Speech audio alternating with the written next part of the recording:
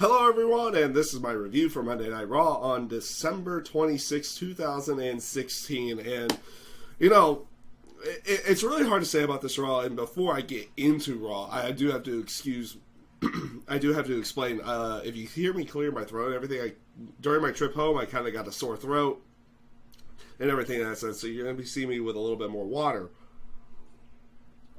at this point in time. So if I have a scratchy throat or talk is not all that good, that's probably the reason why. But on to Raw itself.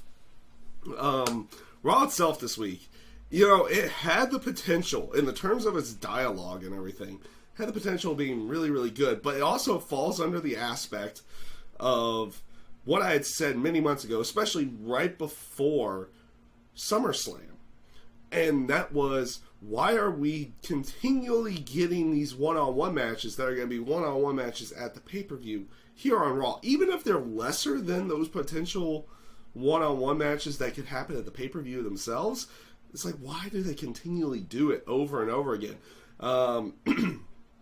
And we do get that in a couple instances tonight. But also, in the terms of how everything else was going on the show, there was some really good stuff on the show to go along with it. They started off the show with Stephanie McMahon coming out, and she wanted to start cutting a promo. The fans just start chanting for CM Punk right off the bat. And this was a good spot. And this was a good moment in the terms of how Stephanie shot it down.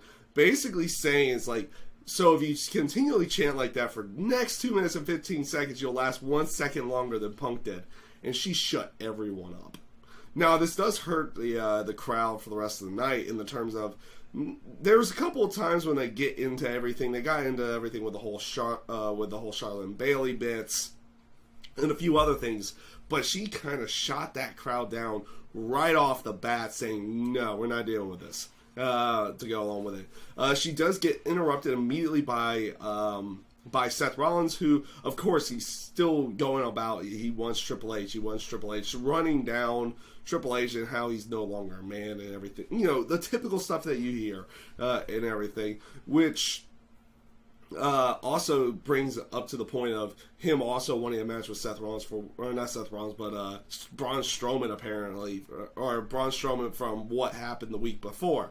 And this also gets immediately interrupted by Roman Reigns, and these two, Reigns and Rollins, start arguing. It's like, who gets Strowman tonight? And it eventually goes to an aspect, it's like, they start reminiscing about Shield days to go along with it. And you have the bit with Stephanie going in there. It's like, getting all enthusiastic. It's like, yeah, let's bring back the Shield for one night and everything. Even tries to do the fist bump moment and even teases Dean Ambrose coming on to Raw for a night just to reunite the Shield for a night. And then, of course, is like, nah, that's not going to happen. This opening segment wasn't bad by any stretch of the imagination. It sets up Rollins and Strowman, which is kind of a different type of match going on. But you also have Roman Reigns being said that he has to defend his U.S. title against an opponent of her choosing, which we find out later in the night, which I'll talk about here in a couple of moments with everything. They started off the night with Cesaro and Sheamus going up against the New Day tag team title rematch. This match was... It was a good match, but the thing was, it wasn't top notch. It wasn't as good as the match that they put on at the pay-per-view. I do like this aspect of how Cesaro and Sheamus continually find a new way to outsmart the New Day, or outsmart their teammates or their opponents in some way, shape or form, by doing something that you typically don't see. Like at the pay-per-view, it was Sheamus is going to get the tag, but Cesaro doesn't tag but comes in and then causes the victory. And you get that also here tonight, where they kind of tease that Cesaro's still the legal man, but Sheamus comes in and hits the bro kick, gets the win. Things in that sense. Like, this match was fine for what it was, but there was a couple little hesitant spots here and there. You had a couple of moments where it was kind of like, what are they trying to do, or what are they going for? Everything in that sense. Like when Kofi was going for the SOS, it like took him multiple times just to set it up, and it just kind of looked awkward in the end. But overall, itself was a fine match to go along with it. After this, you have a couple of backstage segments. One with Kevin Owens and Chris Jericho. They're trying to fire up Braun Strowman to kind of, take out Seth Rollins later in the night. They're saying, obviously they're starting a rumor mill. It's like, oh, he said this about you and everything, and that is like, oh, okay, we'll go about that. Go about that, right? Like the commentary itself was kind of fun to go along with it, but. Again, it in the grand scheme of where they went with everything later in the night, it was kind of like, okay, this is where they're going with everything. After that, you also had Bayley, which she was, not Bayley, well, you have Golden Truth, you have Goldust and R-Truth, and they're talking back about like Christmas gifts and everything in that sense. And Bayley comes in and ends up giving a Bayley Bear to Goldust, but it was also in the form of Dusty Rhodes and the polka dots and everything.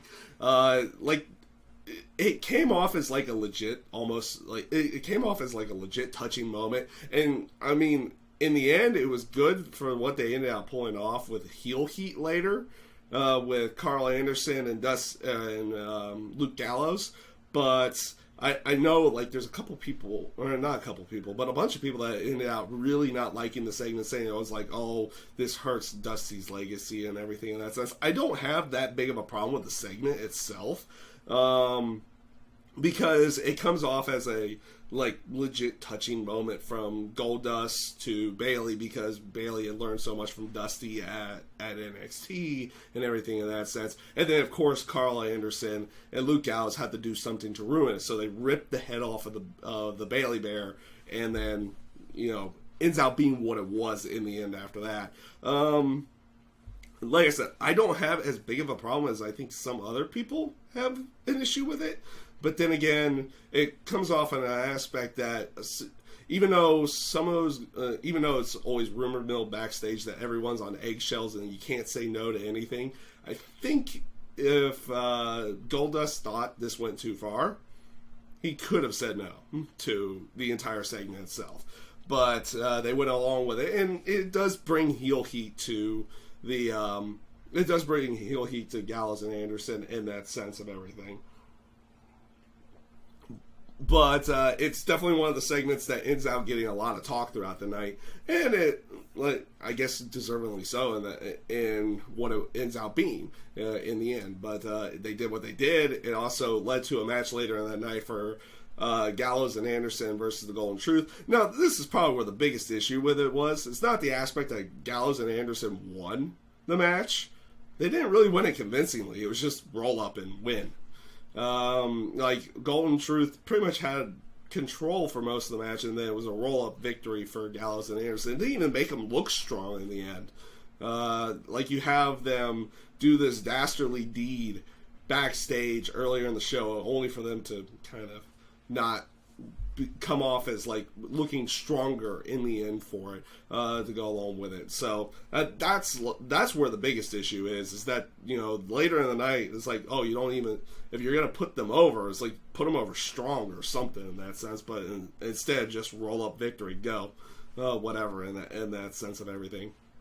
You had Nia Jax as well, going up against Scarlett, local talent, however you want to go with that. Nia wins in a squash match, and they basically go off of this aspect that Scarlett was also like Sasha Banks is her role model. So you're having it almost be like a message to Sasha Banks from Nia Jax for destroying this person or something in that sense. Nothing much to really say about that here, about that side of everything. They're playing off of Sasha having the knee injury, and she's not going to be on the show for a bit, so obviously they have to have Nia Jax doing something towards Sasha Banks, because that's going to be where her next story goes with everything. Sorry guys, my voice is kind of giving out here right now. So up after that, they had Kevin Owens and Well, actually, it started with Charlotte being backstage, and they were talking with Stephanie McMahon about. She was talking about Stephanie McMahon about something, which we do find out a little bit later. And then Kevin Owens and Jericho immediately come in after she leaves, starting to complain about everything about the Rumble match with Kevin Owens and Roman Reigns and the whole shark cage. And they even go on an aspect that's like, oh, we're not going to try to make you change it, but it's like, hey, you have this U.S. title match tonight. It's like, wait a minute, why wouldn't you want it to get changed? You're complaining about it, so why wouldn't you want her to just try to change it? No, put one of us in the U.S. title match tonight. So she puts Kevin Owens in there, which you get a nice little spot in there with Chris Jericho kind of looking severely disappointed that he doesn't get the shot, because now like you have a potential Kevin Owens having both belts, but not Jericho being in there. And even though they say it's like we're the Universal Champion, it's like, well, Kevin Owens is still the actual holder, and Jericho kind of knows that. So you're kind of teasing a little bit more dissension to go along with everything in that sense. So it ends up being Roman Reigns and Kevin Owens. And again, this brings into... This does bring into two spots of the night, because you have two matches. You have Bayley and Charlotte, which was made after Bayley comes out and cuts a promo, and it is getting...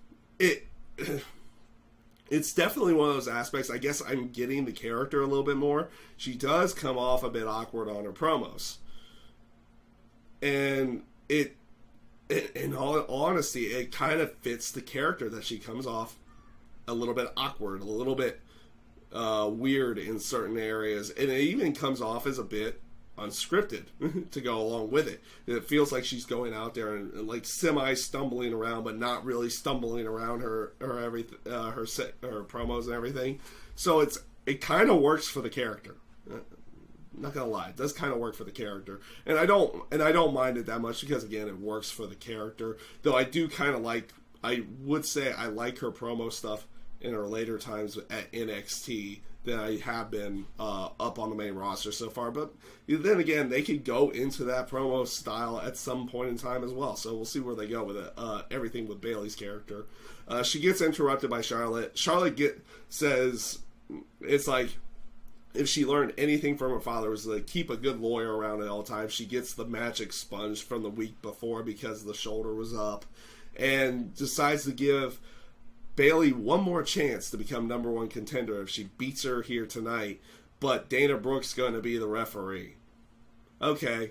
And again, this falls under the aspect of, Bayley and Charlotte, you're expecting them to be in a one-on-one match at the Rumble, yet we've had them in a one-on-one match last week and this week. Now, don't get me wrong, these two matches are probably going to be lesser than what you see at the Rumble pay-per-view, but still, it falls under that aspect, is why are we continually getting these matches that you would get on pay-per-view on Raw or on SmackDown even in some cases. But you get that, and you get it twice this week, with Bayley going up against Charlotte again, and this time around they're finally making Bayley kind of come over some kind of adversity to go along. Sorry about that. Go along with everything, because Dana Brooke is the referee. Cost her the match. It looked like she was going to have the match won with a Bayley to belly after she had dispatched Dana initially, where she was getting involved. So it was like, it didn't even take long for Bayley to try to dispatch Dana on the aspects. Like the first time Dana got in her way in any way, it was like immediate Bayley to belly. Out for a bit, and then of course another ref came in. She hits the Bayley belly on Charlotte, 1-2, and the ref just gets yanked right out of the ring. And he takes a nasty bump for that spot, and then Dana Dana gets in the ring, quick count on a roll up, and that's how they end up going with everything. So they're having her come over a little bit of adversity to go along with everything, but. Again, it falls on the aspect. It's like, we're more likely getting this at the pay-per-view. They haven't announced it yet. But now we've seen it twice in the last 3 weeks. Or in the last 2 weeks. And also, later in the evening, you got Kevin Owens going up against Roman Reigns, which we've seen a good chunk of times now, especially on Raw. It's like, and they have a pay-per-view match. It's like, why are they in a one-on-one match? Yes, the roles are reversed. It's not the Universal title on the line. It's the U.S. title, but still, it's like, it kind of boggles my mind that they don't try something a little bit different. It's like, nah, let's just give them Roman Reigns and Kevin Owens in a one-on-one match, and you know this is not going to end cleanly in any way, shape, or form. Like you say, it's like you say, oh, it's going to be Owens and Reigns, and you're just sitting there waiting for it, and there's the interference. Just like the same with Bayley and Charlotte. It's like, wait for it, there's the interference. Okay. So that's definitely one of the downsides of Raw recently. But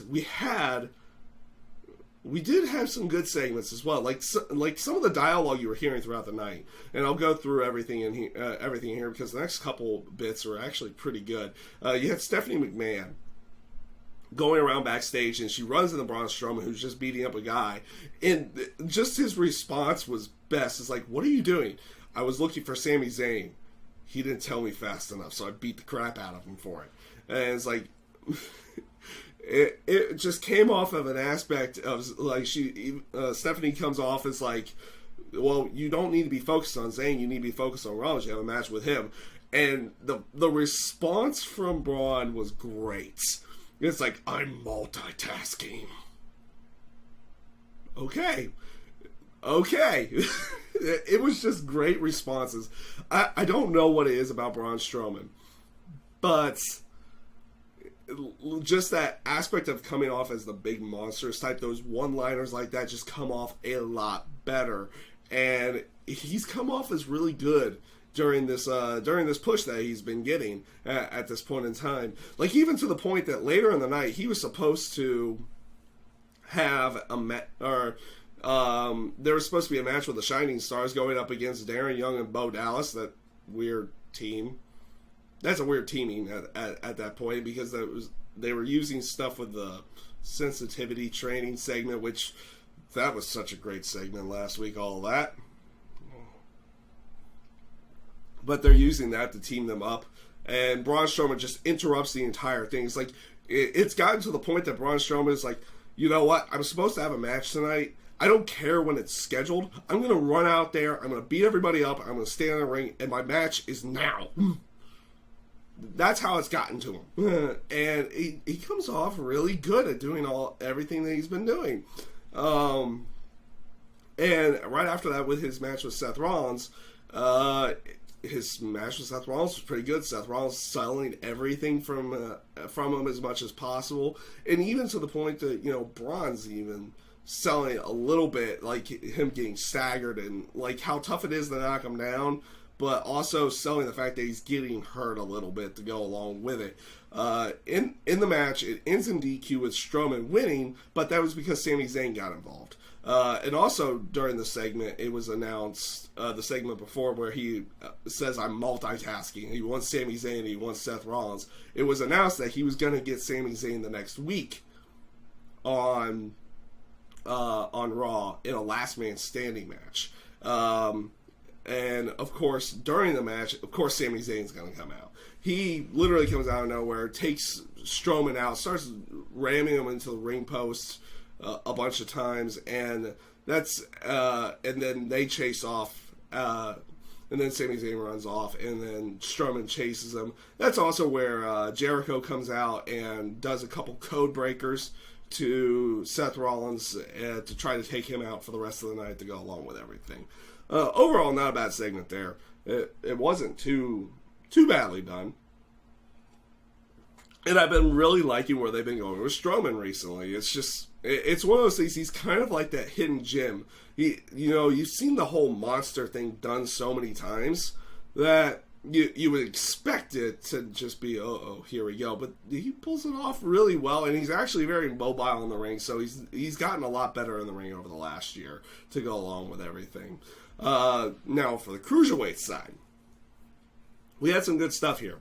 Neville went up against TJ Perkins. I thought their match was a little bit slow, but it wasn't more about the match, which Neville does go over in the end with the win, but it was his promo afterwards. Just the aspect of everything that he has done, that he's doing now as a heel, and everything, like even pointing out like flaws in his character and everything in that sense, like just it's like my personality was, you say my personality wasn't good enough, my accent was bad and everything in that sense. Like he's coming off good as a heel, and it's kind of weird because if you saw him in NXT, he never really portrayed a heel.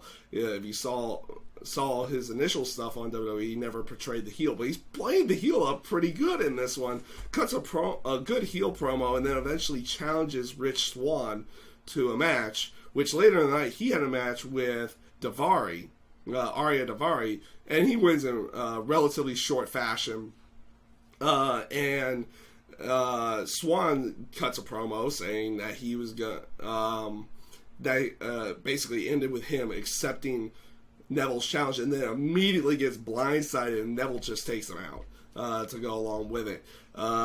Just some good stuff that you got from the Cruiserweight. You got some building of characters, building of matches for 205 Live or whenever they're going to be doing Rich Swann and Neville to go along with everything. Also, you had a backstage segment with Arya Daivari where he gets challenged by Jack Gallagher, and this guy is just... he's just too much.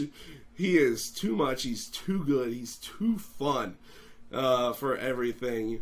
Because he calls him, like, Arya Daivari is like, the only reason why I lost was because that scoundrel, Jack Gallagher, could have potentially interfered. And he's like, oh, scoundrel. You're calling me a scoundrel. It's like, I'm going to give you one chance to rebut that as a gentleman. It's like, no. It's like you're a scoundrel. It's like, then you, sir, I challenge you to a duel. He even pulls out the glove and slaps him across the face for 205 Live for a duel of some kind.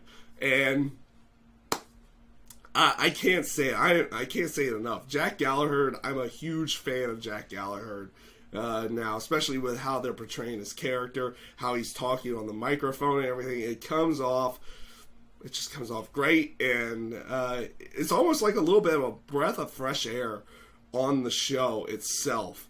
And there's nothing more I can really say other than I've become a big fan of Jack Gallagher now with everything he's done so far. You had a promo from Enzo and Cass. Enzo was in a wheelchair cutting a promo. It was hilarious watching him try to do his little dance and everything inside of on the wheelchair on the rampway. Cuts a typical Enzo promo. Is with Cass calling out Rusev, which Rusev comes out, but he comes out with Jinder Mahal as well from the whole sensitivity training thing. So Jinder Mahal and Rusev are apparently going to be a thing, I guess just for tag match purposes. This does lead to Enzo getting out of the wheelchair, taking out Mahal, and Big Cass and Rusev brawling and everything like that. So you even get a little spot where they use Enzo as a catapult to take out Mahal, who's knocked out in the wheelchair, to go along with it. The segment itself wasn't bad. This was one of those moments that was actually okay on the show. But a lot of the stuff that you saw throughout the night felt very uninspiring. Not everything, though. Like, some stuff was good. Like, this had the makings of a good show, but it was just like matches that they made in the end were like, oh, they're going this route. Oh, okay. And this leads into the main event of the night, which was Kevin Owens versus Roman Reigns, which went exactly how you would have expected it to go. And I'm pausing for a few seconds. One, to take a drink, but also, two, is like, so how did you expect that to go? If you guessed it, that Jericho was going to come down, cause a distraction, and give Kevin Owens the initial advantage, and then Seth Rollins running down and taking out Jericho to allow Roman Reigns to win the match, you win! Yeah, that's exactly what is now happening. Not a bad match overall, but again, they're going to have a match at the pay-per-view. Save it for the pay-per-view. Heck, I would take a damn tag match at that time over just like doing a one-on-one match, or give a one-on-one match with someone else with Roman Reigns and have Owens costing the match in the U.S. title or something in that sense. Or, I don't know, do something weird and not have a bunch of run-ins on Raw and have Owens or Reigns just win clean.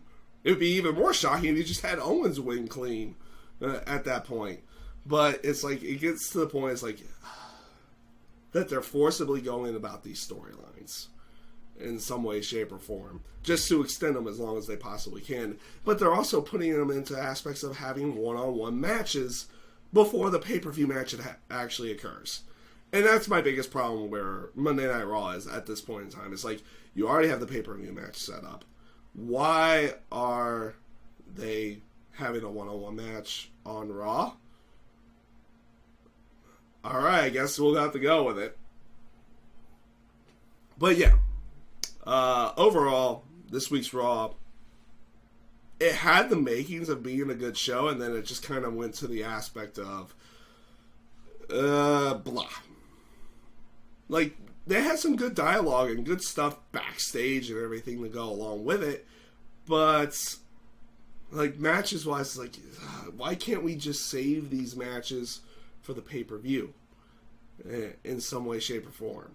I mean, they're doing that with Neville and Rich Swann, or they're at least advertising it for a different night instead of just doing it via Monday Night Raw. But then again, also you'll have the potential of the title match being later or something like that. You expect it to be for the pay-per-view, but they have a match that's on 205 Live to go along with it. But you get at least something a little bit different of a feel. But I mean, okay, you're expecting Charlotte and Bayley to be the women's title match, or at least the Raw side's women's title match on the pay-per-view. They have another one-on-one match for the second one in as many weeks. And then, of course, Kevin Owens and Roman Reigns, they have a match set for the pay-per-view, and they have a one-on-one match here.